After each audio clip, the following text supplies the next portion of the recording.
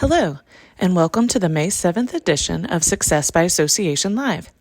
Today's issue is sponsored by Visit Greenville, North Carolina. We thank them for their support of AENC. Today's article is written by Andora Gandy Hinton with Willow Growth North Partners and is shared with permission. The article is titled, Leading from the Top, Professional Communication Strategies. When we get down to the fundamentals, communication is exchanging information. Whether it's ideas, plans, goals, or concerns, we should be able to work with others toward a shared, actionable understanding. As a leader, how you give and receive information is integral to your success. So how do you lead from the top and model communication that gets results? Here's what we suggest to lay a strong foundation. 1. Be specific about what you need. At the core of our communication, whether we're talking or listening, are unmet needs. You don't have to lay everything on the table in every interaction, but it can be transformative to speak specifically about your needs and to frame conversations in those terms, instead of where others are falling short. For example, instead of, I need you to be more attentive during meetings, try, it helps me to know our discussion is landing if we have all had our devices on silent during meetings. Can you do that going forward? Instead of, why aren't you taking notes? It's frustrating having to repeat myself after covering everything in the meeting. Try, I need team leaders to share their next steps with me after we lay out plans during staff meetings. Can you share your action steps every Monday afternoon on our Slack channel? 2. Listen for the needs of others. Just as you should be asking for what you need from your teammates, it's important to cultivate the mutual trust that makes it safe for them to tell you what they need. This may not feel natural at first, and that's okay. We're not socialized to listen. We're taught to talk. We have to be deliberate and change the way we think about conversations with our teams.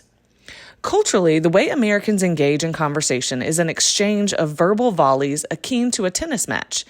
If it slows, someone rushes in to fill the silence. If a thought or a comparable experience pops into someone's head, they feel compelled to share it. It takes practice to break these reflexive habits. Instead of a tennis match, try thinking of your next conversation as an interview. You are a detective trying to get to the bottom of the mystery that sits in front of you. Depending on the tone of the conversation or the context, it may not always be possible or practical to address their needs in real time, but make sure you follow up as soon as possible so important issues aren't falling through the cracks. 3. If you're unsure, ask. Sometimes it feels like no matter how much we try listening actively, we don't know what our teammates and staff need. If you're feeling frustrated or confused, there's a simple solution. Ask what people need. This might look like taking a direct approach by asking, what do you need from me? Or how can I support you? Or your questions may be more situational, like how can I help future discussions flow better? What's missing from insert the meeting process or workflow here? What can the team do to help minimize distractions or unnecessary tasks so you can focus on this more labor-intensive task? 4, follow through on what you learn. Whatever you learn from your listening sessions, be sure to follow through with any actionable steps or suggestions you've determined are a priority. This means allocating time, resources, and evaluation to any plans. And it likely means incorporating professional development into team dynamics. Of course, not every plan can be implemented simultaneously, but keeping folks in the loop will help people trust the process. 5, communicate with goals in mind. When it comes to how you communicate with teams, staff, and clients, it's important to go deeper and look forward. Be a better communicator is a noble idea, but it's not a goal.